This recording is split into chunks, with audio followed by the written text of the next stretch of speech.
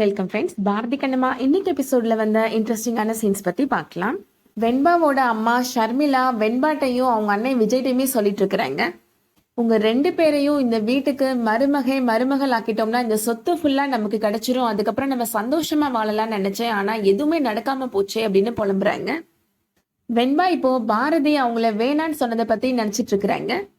வெண்பா இப்போ ஷர்மிளாட்ட சொல்றாங்க, பாரதி என்ன பிடிக்கலன்னு மட்டுமாமா சொன்னா அப்படின்னு கேக்குறாங்க. அவனுக்கு நான் ஏத்த ஜோடி இல்லைன்னு சொன்னா, அவனுக்கு நான் செட் ஆக மாட்டேன்னு சொன்னா, அவன் சொன்ன எல்லா விஷயத்தையும் நானும் கேட்க தான் செஞ்சேன் அப்படின்னு சொல்றாங்க. நான் போடுற செருப்பா இருந்தாலும் சரி, இல்லை நான் கட்டிக்க போற புருஷனா இருந்தாலும் சரி, வேணும் வேணான்னு முடிவு பண்றது நானா தான் இருக்கணும் அப்படின்னு சொல்றாங்க வெண்பா. என்ன ஒருத்தன் எப்படி ரிஜெக்ட் பண்ணலாம் அப்படின்னு கேக்குறாங்க. என்னோட வாழ்க்கையில நான் யாரையும் ஜெயிக்க விட மாட்டேன், முந்த விட மாட்டேன், அதே மாதிரி தான் நான் இப்ப வரைக்கும் வாழ்ந்துட்டு இருக்கிறேன் அப்படின்னு சொல்றாங்க வெண்பா. இப்போ நான் இந்த நிமிஷம் சொல்றேன், என்ன ஒருத்தன் வேணான்னு சொன்னான்லம்மா, அவன் தான் என்னோட புருஷன் அப்படின்னு சொல்றாங்க. நீ ஆசைப்பட்ட மாதிரி நான் அவனை கல்யாணம் பண்ணிட்டு இந்த வீட்டுக்கே ராணி ஆகி காமிக்கிறேம்மா அப்படின்னு சொல்றாங்க. பாரதியை நான் கல்யாணம் பண்ணிட்டு அவனை பொட்டி பாம்பா அடக்கி காமிக்கிறேன் அப்படின்னு சொல்றாங்க வெண்பா. விஜய் சொல்றாரு, அதான் உன்னை கல்யாணம் பண்ண மாட்டேன்னு பாரதி தான் சொல்லிட்டான்ல, உன்னை பிடிக்கலன்னு சொல்லிட்டான்ல அப்படின்னு சொல்றாரு. நான் பாரதியை கல்யாணம் பண்ணி காமிப்பேன், ஒரு விஷயத்த முடிச்சு காமிக்கணும்னு முடிவு பண்ணிட்டேன்னா அதை நான் கண்டிப்பா பண்ணுவேன் அப்படின்னு வெண்பா சொல்றாங்க.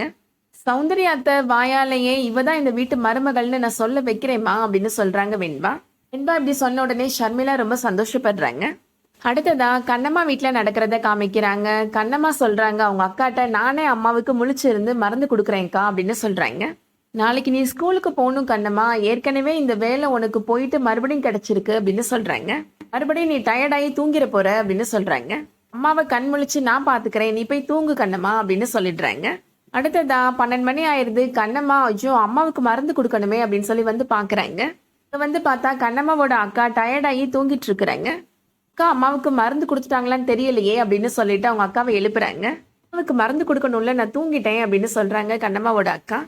பரவாயில்லக்கா நான் கொடுக்குறேன், நீ அம்மாவை எழுப்ப மட்டும் செய்யக்கா அப்படின்னு சொல்றாங்க. கண்ணம்மா வந்த உடனே இப்போ லைட் ஆன் பண்றாங்க. அந்த வெளிச்சம் வந்த உடனே கண்ணம்மாவோட தம்பி எழுந்திரிச்சிடுறாரு. எதுக்காக லைட் போட்டு என்னோட தூக்கத்தை கெடுக்குறீங்க அப்படின்னு கத்துறாரு. அம்மாவுக்கு மருந்து கொடுக்கணும்ல அப்படின்னு சொல்றாங்க கண்ணம்மா. கண்ணம்மாவோட தம்பி சொல்றாரு, அம்மா இத்தனை வருஷமா படுத்த படுக்கையா தானே இருக்குது, இப்ப என்ன புதுசா மருந்து கொடுத்து பிழைக்க வைக்க போறீங்களா அப்படின்னு கேக்குறாரு. ஏற்கனவே என்னோட ரூமை பிடுங்கிட்ட, இப்போ என்னை தூங்குறதை நிம்மதியா தூங்க விட மாட்டியா அப்படின்னு திட்டுறாரு. கண்ணம்மாவோட அப்பா இப்போ அங்க வந்துடுறாரு. பகல் ஃபுல்லா ஊதாரித்தனம் பண்ணி வெளியில சுத்த வேண்டியது, அப்புறம் லேட் நைட்டுக்கு வந்து தூங்க வேண்டியது அப்படின்னு சொல்றாரு. அம்மாவை குணப்படுத்துறதுக்கு இது வரைக்கும் நீ ஏதாவது ஒண்ணு பண்ணிருக்கிறியாடா அப்படின்னு கேக்குறாரு. பாவம் கண்ணம்மா, அம்மாவுக்காக விரதம் இருந்து அவ வேலை போய் அவ மனசு எவ்வளவு கஷ்டப்பட்டிருக்கும் அப்படின்னு சொல்றாரு. இனிமேல் அவள்கிட்ட ஏதாவது பேசுன உன்னை அரைஞ்சிருவேன் அப்படின்னு கண்ணம்மாவுக்கு சப்போர்ட் பண்ணி பேசுறாரு. அதை பார்த்த உடனே கண்ணம்மாவோட அம்மா ரொம்ப சந்தோஷப்படுறாங்க. என்னோட புருஷன் எனக்கு சப்போர்ட் பண்ணி பேசுவார்னு தெரியும், ஆனா முதல் முறையா கண்ணம்மாவுக்கு அவர் சப்போர்ட் பண்ணி பேசியிருக்கிறாரு, எனக்கு ரொம்ப சந்தோஷமா இருக்கு அப்படின்னு சொல்றாரு. இப்பயே என்னோட உடம்பு பாதி குணமான மாதிரி இருக்கு, அந்த மருந்து கொடு, நான் சீக்கிரமா எழுந்து நடக்கணும் அப்படின்னு சொல்றாங்க. அடுத்ததா பாரதி வீட்டுல நடக்கிறத காமிக்கிறாங்க. வெண்பா இப்போ புடவை கட்டிட்டு வராங்க. அதை பார்த்த உடனே ஷர்மிளா ரொம்ப சந்தோஷப்படுறாங்க. நீ புடவை கட்டிருக்கிறத பாரதிட்ட காமிக்கலாமா அப்படின்னு கூட்டிட்டு போறாங்க. மது இப்போ அங்க இருக்கிற செடிகளுக்கு தண்ணி ஊத்திட்டு இருக்கிறாங்க. பாரதியுமே இப்போ அங்கதான் இருக்கிறாரு. வெண்பா புடவை கட்டிருக்கிறது எப்படி இருக்குது அப்படின்னு கேக்குறாங்க ஷர்மிளா. வெண்பாவை பாரதி பாக்குறாரு. ஒரு தடவை பார்க்கலாம் அப்படின்னு சொல்றாரு. விஜய் சொல்றாரு, என்னடா ஏதோ படத்துக்கு ரிவ்யூ சொல்ற மாதிரி சொல்லிட்டு இருக்கிற அப்படின்னு கேக்குறாரு. ஏன் எனக்கு புடவை நல்லா இல்லையா அப்படின்னு கேக்குறாங்க வெண்பா. உனக்கு இந்த புடவைலாம் செட் ஆகாது, நீ பழையபடி மாடர்ன் ட்ரெஸ்லயே இரு அப்படின்னு சொல்றாரு பாரதி. புடவை எப்படி கட்டணும்னாவது உனக்கு தெரியுமா, அந்த கண்ணம்மா கட்டுவா பாத்தியா, அதுதான் பெர்ஃபெக்டா இருக்கும் அப்படின்னு சொல்றாரு பாரதி. அது கேட்ட உடனே மது ரொம்ப சந்தோஷப்படுறாங்க. கண்ணம்மா பத்தி உனக்கு தெரியும் தானே, அன்னைக்கு உன்னை ரோட்ல வச்சு அடிக்க வந்தாலே அவதான் கண்ணம்மா அப்படின்னு சொல்றாரு பாரதி. மது மனசுல நினைக்கிறாங்க, கண்ணம்மாவது வெண்பாவோட கண்ணத்துலதான் அரைஞ்ச, ஆனா நீ செருப்பால் அடிச்சிட்ட பாரதி அப்படின்னு நினைக்கிறாங்க. பாரதி வெண்பாட்ட சொல்றாரு, இந்த சேலையெல்லாம் தூக்கி போட்டுட்டு நீ பழையபடி மாடர்ன் ட்ரெஸ்ஸே போட்டுக்கோ, உனக்கு இது நல்லாவே இல்லை அப்படின்னு சொல்லிட்டு போறாரு. ஷர்மிளா சொல்றாங்க வெண்பாட்ட, எப்படியாவது பாரதி மனசை மாத்தலான்னு பார்த்தா அவன் எப்படி சொல்லிட்டு போறான் அப்படின்னு சொல்றாங்க. வெண்பா சொல்றாங்க, அதான் அவனுக்கு என்ன பிடிக்கலன்னு மூஞ்சி நடிச்ச மாதிரி சொல்லிட்டானேமா அப்படின்னு சொல்றாங்க. பாரதிய மயக்கணுன்றதுக்காகலாம் நான் புடவை கட்டல, என்னோட டார்கெட்டே வேறமா அப்படின்னு சொல்றாங்க. சௌந்தர்யா அத்தையை இம்ப்ரெஸ் பண்றதுக்காக தான் நான் புடவை கட்டினேன் அப்படின்னு சொல்றாங்க வெண்பா. சௌந்தர்யாவுமே இப்போ அங்க வராங்க. "என்ன வெண்பா பார்க்கறதுக்கு மகாலட்சுமி மாரி லட்சணமா இருக்கிற, புடவைலாம் கட்டியிருக்கிற" அப்படின்னு கேட்குறாங்க. "இல்ல அத்த, நான் உங்க கூட ஸ்கூலுக்கு வரலான்னு இருக்கிறேன். அதனால தான் புடவை கட்டியிருக்கிறேன்" அப்படின்னு சொல்றாங்க வெண்பா. "அன்னைக்கு தான் ஸ்கூலுக்கு வந்து சுத்தி பார்த்துட்டு போனேயே வெண்பா" அப்படின்னு சொல்றாங்க சௌந்தர்யா. "லைப்ரரியில ஏதாவது புக்ஸ் பார்க்கணுமாமா?" அப்படின்னு கேட்குறாங்க சௌந்தர்யா. "இல்ல அத்த, நான் அதுக்காக ஸ்கூலுக்கு வரணும்னு சொல்லல" அப்படின்னு சொல்றாங்க வெண்பா. "பாரதி மஸ்லா கம்பெனியோட பொறுப்பை எடுத்துக்கிறேன்னு சொன்னான்ல" அப்படின்னு சொல்றாங்க. "ஸ்கூல்ல அவனுக்கு இருந்த பொறுப்பை நான் பார்த்துக்கலான்னு இருக்கிறேன். உங்களுக்கு சப்போர்ட் பண்ணலான்னு இருக்கிறேன் அத்தை" அப்படின்னு சொல்றாங்க வெண்பா.